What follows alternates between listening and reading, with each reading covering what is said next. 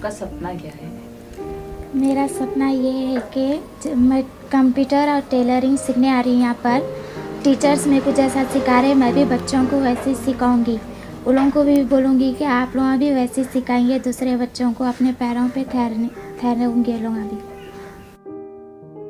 मेरा ख्वाब ये है कि मैं कंप्यूटर इंजीनियर और पेंटर बनना चाह रही हूँ और कंप्यूटर इंजीनियर हमारे भाई बहन को सिखाना चाहती हूँ। मेरा सपना है कि मैं फैशन डिज़ाइनर बनना चाह रही हूँ और अपने माँ बाप का नाम रोशन करना चाह रही हूँ। मेरा सपना ये है कि मैं आगे पढ़ लिख कर डॉक्टर बनूं और डॉक्टर बनकर कहीं गांव में जाकर गरीब बीमारों का इलाज करूं। मेरा सपना ये है कि मैं पढ़ लिख कर आगे बढ़ूं, अपने माँ बाप का नाम रोशन करूं और एक अच्छा सा जॉब करूं, मेरे माँ बाप को सपोर्ट करूं। हम जो बस्ती में काम करते हैं कि वहाँ पर लड़कियों को पढ़ाना ही नहीं चाहते। वो लोग सोचते हैं कि लड़की की ज़िंदगी सिर्फ एक चार दीवारी है, उसकी कोई अपने ख्वाहिश नहीं होते। उसके ख्वाहिशों को, उसके सपनों को, उसके एहसासात को दबा दिया जाता है, उसको आगे बढ़ने ही नहीं दिया जाता। क्योंकि लड़की है तो क्यों है पता नहीं, ऐसा सोचते हैं कि हर उसके हर चीज़ सोचना, पढ़ना लिखना, वो कुछ अपने क्या कुछ ख्वाब भी सोची तो उसको पहले सोच लेना पड़ेगा कि मेरे घर वाले क्या बोलेंगे, वो एक्सेप्ट करेंगे या नहीं करेंगे। तो उसकी लड़की की ज़िंदगी एक चार दीवारी है, उसके अलावा कुछ नहीं।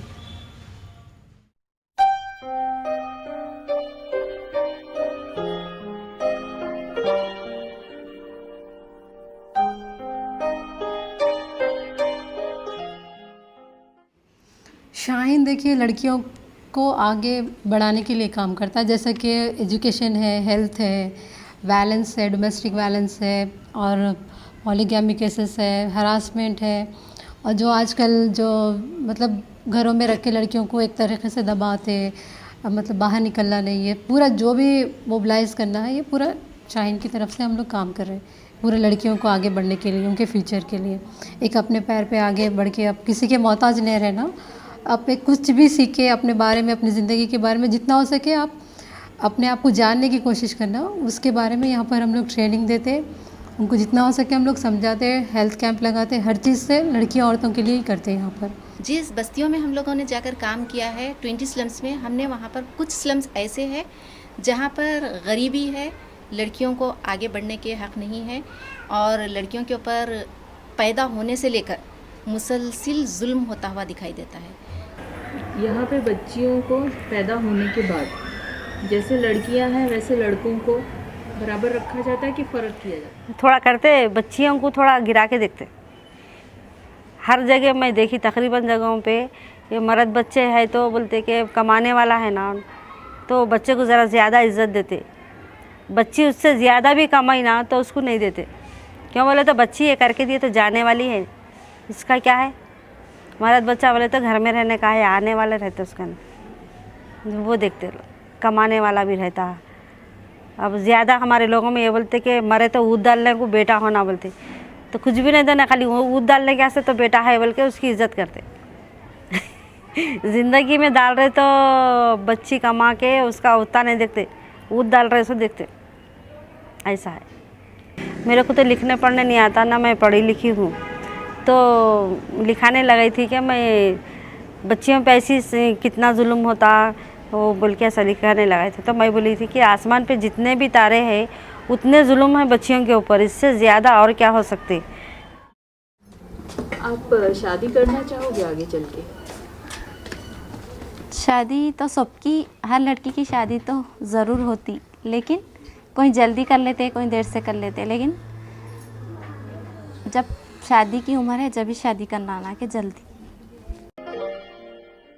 आप शादी कब करना चाहोगे? मैं मेरे पैरों पे जब ठहरूंगी जब करूँगी शादी में। अभी तो मैं छोटी हूँ, बाद में बड़ी होंगी जब करूँगी शादी, जब टाइम आए जब करूँगी शादी। मैं भी जब मेरे पैरों पे ठहरूंगी, जब टाइम आएगा जब करूँगी शादी।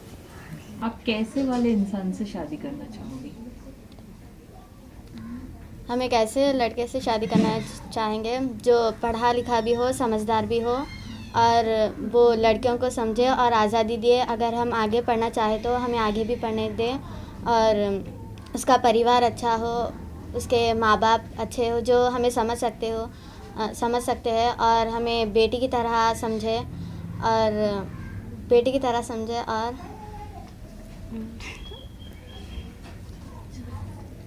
और हमें आगे बढ़ने की इजाज़त दें। जिन 20 स्लम्स का हमने जिक्र किया है वो 20 स्लम्स में कुछ एरिए, मैं कह रही हूँ कि कुछ एरिए ऐसे हैं जहाँ पर मुसलसिल लड़कियों के साथ में 12 साल से लेकर 14 साल की लड़कियों को अरब शेख को बेचा जाता है, यानी शादी के नाम पर उनका जिनसी इस्तेहाल किया जाता है। जिन बस्ती में हम लोग काम कर रहे हैं वहाँ पर हम ये भी देखें कि कम उम्र लड़की की शादी ओल्ड अरब से कर दी जाती है, जैसा कि उनके पास गरीबी रहती है, जो भी उनका मसला रहता है। लेकिन लड़कियों को ये ख्वाब दिखाया जाता है कि तुम्हारी शादी हो गई तो तुम्हारे बाहर लेके जाएंगे, तुम्हारी फैमिली बदल जाएगी, तुम्हारे खुद ओन घर आ जाएगा, अच्छे ख्वाब दिखाते हैं। लेकिन रियल में ऐसा बहुत सारे के साथ नहीं होता है।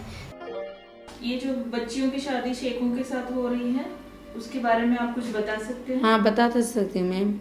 शेख आते थे, बारकस ले जाना, शादियाँ कर लेना, 4 दिन की शादी, 5 दिन की शादी, ऐसा कर लेके थोड़ा बहुत पैसा माँ बाप को दे दे तो माँ बाप पैसा ले लेके बढ़ जाते थे। ये शुरू हुआ 1970s में, जब आहिस्ता आहिस्ता मजलिस इत्तेहादुल मुस्लिमीन की पकड़ हो रही थी और यहाँ के लोग, हैदराबाद के लोगों को चूँकि एम्प्लॉयमेंट नहीं था, उनको नौकरी नहीं मिल रही थी, तो वो उन लोगों ने सोचा कि हमको बाहर जाके नौकरी करना है। और जैसे जैसे यहाँ के लड़के बाहर जाने लगे नौकरी के लिए, ये काम साथ में शुरू होने लगा और आहिस्ता आहिस्ता 70s और 80s में कम से कम लड़कियाँ जाकर शादी होकर बूढ़ों के साथ गुजार लेती थी ज़िंदगी, लेकिन बाद में वो भी बंद हो गया। वो क्या है, बम्बई ले जाते बच्चों को, बुढ़ा आदमी लोग आते, कोई बाहर से बम्बई से आते, दलालनी बन के आती, आके बच्चियों को ले लेके जाती, माँ बाप के हाथ में 50-50 हज़ार दे देती, ले लेके जाके बच्चियों को 8-8 दिन 15-15 दिन रख लेके वो बच्ची का माहौल ख़राब कर दे के बच्चियों को लाके घर पे छोड़ देती। कौन लेके जाते बच्चियों? वो उनका नाम पता मुझे तो नहीं मालूम। कौन, मतलब नाम पता है? ऐसे कौन से लोग हैं? नहीं, लेडीज़ आती, लेडीज़ आके ले लेके चले जाते कि चलो मैं बच्चियों की शादी करा रही हूँ, शेख आए हुआ वहाँ पे, शेख लेके जाने वाला है, मैं शादी कराती, मैं एक को इतना कमीशन देना, ठीक है, बल्कि माँ बाप पैसे के खातिर बच्चियों को भिजा देते। बड़े बड़े दीवारें देखते हैं, बड़ी बड़ी डबल स्टोरी बिल्डिंग देखते हैं तो लोग सोचते हैं कि अरे हैदराबाद में तो काफ़ी पैसे वाले लोग हैं, लेकिन ये पूरा पैसा इन लड़कियों के जिस्म पर ठहरा हुआ है। मैं उसे इस तरह से देखती हूँ कि ये लड़कियों के जिस्म को मारकर उनके ऊपर ये जिस्म ठहराए हुए हैं। वो समझते हैं कि वो खुश हैं, लेकिन जो लड़की से पूछेंगे तो आप कोई लड़की ऐसी नहीं मिलेगी जो कहेगी खुश है। एक बच्ची को कितने में बेचा जाता है? 1 लाख 1.5 लाख ऐसा बेचा जाता है। मैं बताई ना, कैलकुलेशन आप देखिए, एक लड़की की शादी अगर एक बाहर के शेख से शादी कराओ और लड़की जवान है, खूबसूरत है, तो उसके लिए 1 लाख भी हो सकते, और अगर उसकी 1 लाख उसका महर लगाया गया तो 50,000 आप मिडिल मैन को दे देंगे। तो ये मिडिल मैन जो 50,000 का फ़ायदा उठा रहा, उसमें काजी के पैसे होंगे और वो तमाम बस्ती लीडर उनके पैसे होंगे। तो इस तरह एक लड़की की शादी से एक घर में पैसा नहीं आ रहा, 5 घरों में पैसा आ रहा। तो ये पूरा एक बिजनेस है। तो ये जो अमीर होने का चक्कर, ये जो पैसों की तंगी, एक्सट्रीम यहाँ पर जो गरीबी होती जा रही है, वो एक सबसे बड़ी वजह है कि हैदराबाद में इस तरह से हो रहा है। इसके साथ पिदराना समाज है और फिर मुसलमानों का लॉ क़ानून है।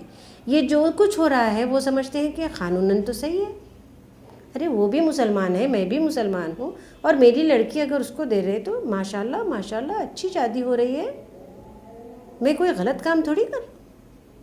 The first ingredient which has to satisfy for the contract is the parties must be major. Contract का पहला ये इंग्रेडिएंट ये है कि दोनों मेजर होना चाहिए और लड़की को इतनी अक्लमंद होना चाहिए कि मैं जो काम कर रही हूँ वो सही है या गलत है, उतनी उसकी में सोच होना चाहिए। तो एज़ पर शरीयत जो है, सिर्फ लड़की अगर बालिग हो गई तो उसकी शादी अगर किसी से भी हो तो वो वैलिड मानी जाती है, मगर as per Indian contract act तो उसका पहला इंग्रेडिएंट्स ये है कि both the parties has to. इस चीज़ को जो है नज़रअंदाज किया जाता है, ख़ास तौर से मॉडर्न मैरिजेस में इस चीज़ को नज़रअंदाज किया जा रहा है। शाहीन में जब काम शुरू की थी, शुरू में, बिल्कुल शुरू में, हमारी लड़कियां जो घर घर जाते हैं, बात करते हैं, तब सुल्ताना एक घर में एक लड़की से इंटरेक्ट हुए थे, लड़की की माँ से इंटरेक्ट हुए थे, जो काफ़ी रो रही थी। जब पूछा तो बताया कि लड़की ने ख़त लिखा है, माँ आपको 17वां दामाद मुबारक। ये एक मिसाल है कि इस तरह की औरतें कई हुई हैं, कई हैं। पूरे एक बाबा नगर है, शाहीन नगर है, बारकस है, ऐसे कई मोहल्ले हैं जिसमें ये काम चल रहा है। हम जब बाबा नगर में सर्वे किए तो 100 घरों में 33 लड़कियां ऐसी मिली जो शादी होकर गईं और वापस आईं। शेख जब भी यहाँ पर आते हैं, लड़कियों को पसंद करते हैं, तो उसमें ख़ास तौर से ये देख रहे हैं कि लड़की ऊंची पूरी हो और थोड़ा यानी कि मोटी हो, ताकि उसकी उम्र ज़्यादा नज़र आए और वो यहाँ से ले जाने में उन्हें कोई मुश्किल का सामना ना करना पड़ा।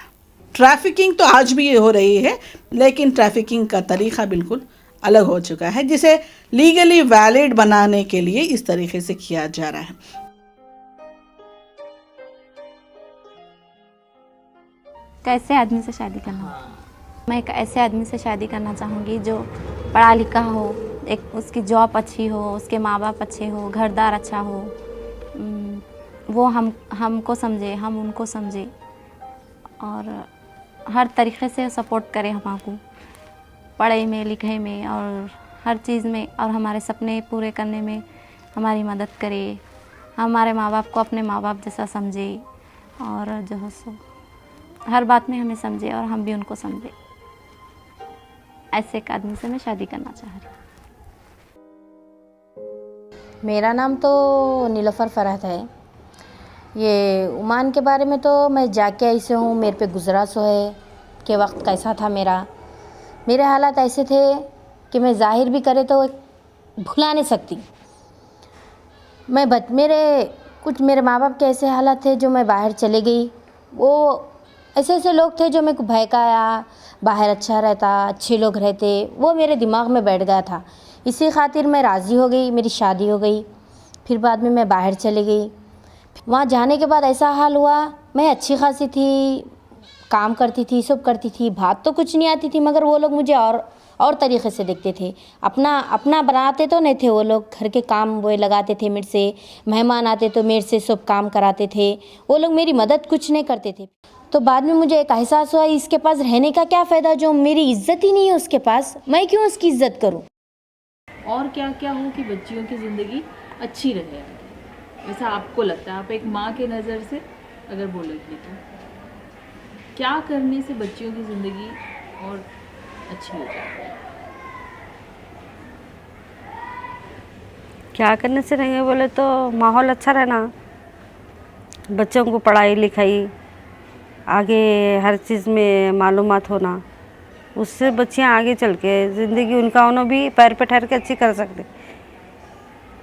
माँ बाप ये सोचते हैं कि अगर हम लड़की को आज़ादी दे देंगे तो शायद वो भी कोई गलत क़दम उठा लेगी, किसी लड़के के साथ भाग जाएगी तो उनकी बदनामी होगी।